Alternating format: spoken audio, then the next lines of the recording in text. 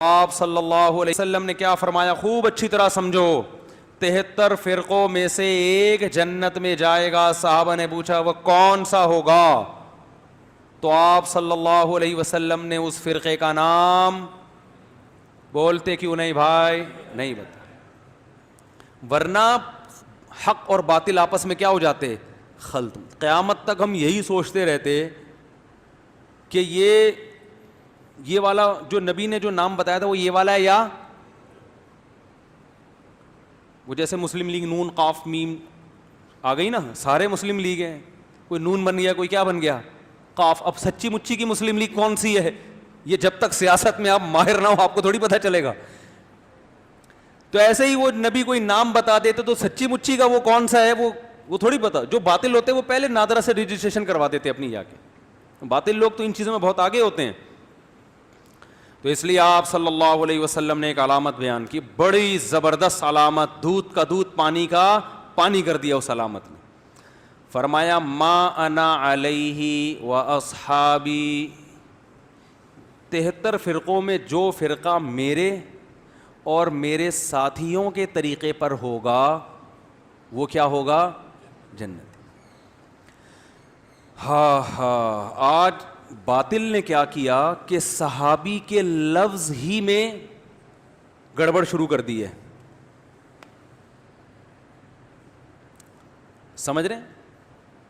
Doctor نے آپ کو پرہیز بتایا کہ انڈا نہیں کھانا، آپ کو انڈا بہت پسند تھا، آپ نے انڈے کو کوئی نام دے دیا، آلو کہہ دیا، انڈے پہ موٹا موٹا لکھ دیا کیا یہ آلو ہے، ابال کے کھا گئے آپ. کہا ڈاکٹر نے انڈا کھانے سے منع کیا ہے جبکہ یہ انڈا نہیں ہے، یہ کیا ہے؟ آلو ہے. تو اب آپ اسے کیا قرآن و حدیث سے دلیل دو گے؟ ہیں بولتے کیوں نہیں؟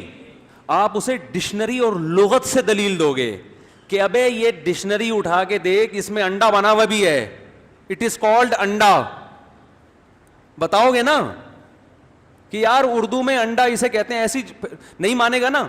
اس میں لکھا ہوگا انڈا اس چیز کو کہتے ہیں جو مرغی سے ایک سفید رنگ کا نکلتا ہے. ہو سکتا ہے کوئی گلابی انڈا لا کے دکھا دے وہ کہ یہ تو سفید نہیں، یہ کیا ہے؟ گلابی ہے. تو آپ کیا کرو گے؟ آپ ایسی ڈکشنری خریدو گے جس میں چیزوں کے ساتھ ان کی تصویریں بنی ہوئی ہوتی ہیں، تو انڈا بنا ہوا ہوگا. اب اگر وہ یہ کہے کہ میں اس ڈیفینیشن کو نہیں مانتا تو اس کا مطلب بھائی تو اپنی جان کا دشمن ہے، تو کھاتا رہے انڈے مرے گا. آج صحابہ کے دشمن نے صحابی کی ڈیفینیشن کو کیا کر دیا؟ بولو بھائی، چینج. دیکھو یہ حدیث بڑی جامع ہے، بہت جامع حدیث ہے، اس سے تمام قسم کے فرقوں کا دودھ اور پانی کا پانی ہو جاتا ہے. سب سے پہلے فرمایا ما انا علیہ، جس پر میں ہوں. یہاں سے بات کیوں نہیں شروع کی جس پر جو قرآن پہ چلے گا؟ اس لیے کہ جتنے باطل فرقے ہیں ان میں بہت سے ایسے ہیں جو حدیث کے منکر ہیں. یہ قرآن تو ایک ایسی جگہ ہے جس کا کوئی بھی انکار نہیں کرتا، یہاں آ کے سارے کیا ہو جاتے ہیں؟ جمع ہو جاتے ہیں. کیونکہ یہ اسلام کے اندر ہی ہوں گے نا 73، تو ہر شخص لیبل اسلام کا لگائے گا، تو اسلام کے لیبل کے لیے اسے سب سے پہلے سہارا قرآن سے لینا پڑے گا. ویسے تو اصل یہی ہے کہ جو قرآن و سنت پہ چلتا ہو، لیکن نبی صلی اللہ علیہ وسلم نے یہاں یہ تعبیر اختیار نہیں کی ہے کیونکہ آپ یہاں باطل کو حق سے کیا کر رہے ہیں؟ چھانٹ رہے ہیں. اس کے لیے اگر قرآن کا آپ حوالہ دے دیتے کہ جو قرآن پہ چلے گا، تو باطل لوگ سب سے زیادہ قرآن کر رہے ہوتے ہیں آج کل. ہر آیت کا حوالہ، ہر آیت کا نمبر اور ریفرنس، اور اس جو قرآن کے ماہر نہیں ہیں تو ایسے لوگوں کے لیے ان کو بیوقوف بنانا آسان ہوتا ہے. تو اس لیے آپ نے سب سے پہلی علامت بیان کی ما انا علیہ، جس پر کون ہے؟ میں ہوں. کیا مطلب؟ قرآن کی ایسی تشریح اگر کوئی کرتا ہے کہ جس پر میں نہیں ہوں، اس تشریح کو دیوار پہ مار دینا. آمدی صاحب کی قرآن کی درجنوں ایسی تفسیریں انہوں نے کی ہیں جو رسول اللہ صلی اللہ علیہ وسلم جس پر بولو بھائی نہیں تھے. منکرین حدیث پرویزی فرقہ وہ سرے سے حدیث کو حجت مانتا ہی نہیں ہے، لہذا وہ تمام لوگ اس حدیث سے کیا ہو گئے؟ باہر نکل گئے. دوسری بات آپ نے فرمائی وَأَصْحَابِي، بعض لوگ ایسے آئیں گے جو میری حدیث کو مانیں گے لیکن اس کی تشریح ایسی کریں گے جس پر میرے صحابہ، بول لو کیا ہو گیا یار، نہیں تھے. تبھی ہم ہر حدیث میں دیکھتے ہیں کہ صحابہ نے اس پر کیسے عمل کیا. یہ جو آج کل ایک مزاج چل پڑا ہے نا کہ حدیث کا ریفرنس، یہ کافی نہیں ہے. یہ ایسا ہی ہے جیسے منکرین حدیث قرآن کا ریفرنس دے رہے ہوتے ہیں، حدیث کو کہاں لگا دیتے ہیں؟ سائڈ پہ، اور فنڈر گیری شروع کر دیتے ہیں کہ یار ہم تو ہر بات قرآن سے کرتے ہیں. جس کو حدیث کا نہیں پتا وہ ان کی باتوں میں آ جاتا ہے. تو یاد رکھو، اسی طرح بعض لوگ حدیثوں کے ریفرنس یاد کر کے بیٹھے ہوئے ہیں لیکن صحابہ کو کیا کر دیتے ہیں؟ سائڈ پہ. مشرکین مکہ یہ کہا کرتے تھے لو کان خیرا ما سبقونا الیہ، یہ قرآن مجید کی آیت ہے کہ اسلام اگر خیر ہوتا، سیدھا راستہ ہوتا، تو یہ جو عرب کے غریب لوگ، حضرت بلال حبشی، خباب ابن ارت جیسے لوگ، یہ لوگ ہم سے پہل نہ کرتے. یعنی ہم قوم کے سردار ہیں، ہم تو ہر خیر میں سب سے آگے ہوتے ہیں. تو یہ ابو بکر، عمر، عثمان، علی رضی اللہ عنہم، یہ جو صحابہ ہیں نا، یہ ہم سے پہلے اس طرف چلے گئے، یہ اس کی علامت ہے، یہ خیر کا کام نہیں ہے، کیونکہ ہم تو عرب کے سردار ہیں، ہم تو بڑے لوگ ہیں، ہر خیر میں ہم پہلے آگے ہوتے ہیں. تو ہمارا پیچھے ہونا خود اس کی علامت ہے کہ یہ کام کیا ہے، جس راستے پہ یہ چل رہے ہیں یہ غلط ہے. نہیں آ رہی بات؟ یہ ان کا عقیدہ تھا. ہمارا عقیدہ کیا ہے؟ اگر کوئی خیر کی چیز ہوتی، وہ کہتے تھے ما سبقونا، ہم کہتے تھے لسبقونا، لام تاکید کے لیے.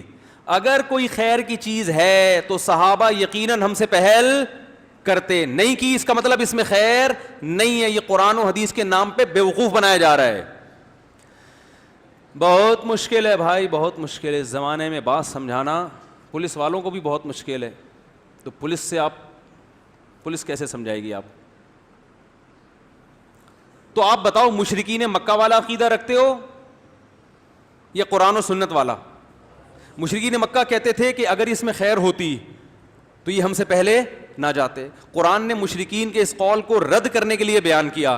اس کا مطلب قرآن بزبان حال یہ کہہ رہا ہے کہ ان کا پہل کرنا اس کی علامت ہے کہ یہ کیا ہے؟ خیر ہے. بہت سی حدیثیں اس وجہ سے رد کر دی جاتی ہیں کہ صحابہ نے اس پر عمل نہیں کیا. میں مثالیں دیتا ہوں. نبی صلی اللہ علیہ وسلم نے قبر پہ شاخ لگائی کہ جب تک یہ شاخ ہری ہے عذاب قبر نہیں ہوگا. علماء کہتے ہیں عام آدمی کے لیے یہ عمل سنت، بولو بھائی، نہیں ہے، کیونکہ صحابہ نے کبھی نہیں ملتا کہ کسی قبر پہ کیا لگائی ہو؟ شاخ. یہ اگر سنت عمل ہوتا، خیر کا کام ہوتا، تو ابو بکر کرتے، عمر کرتے، عثمان کرتے، علی کرتے، ابن مسعود کرتے، ابو ہریرہ کرتے، معاذ ابن جبل کرتے، ابن عباس کرتے. نہیں کیا، اس کا مطلب یہ عمل سنت نہیں ہے.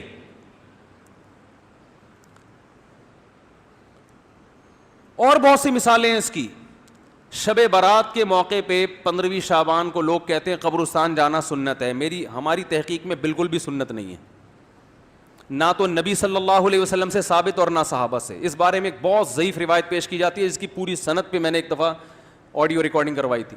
فرض کر لو وہ حدیث صحیح ہے، ہم اگر مان لیتے ہیں کہ نبی 15ویں شعبان کی رات کو قبرستان گئے، فرض کر لو، پھر بھی یہ عمل سنت نہیں ہے، کیونکہ صحابہ 15ویں شعبان کی رات کو قبرستان، بولتے کیوں نہیں بھائی؟ نہیں جائے گا.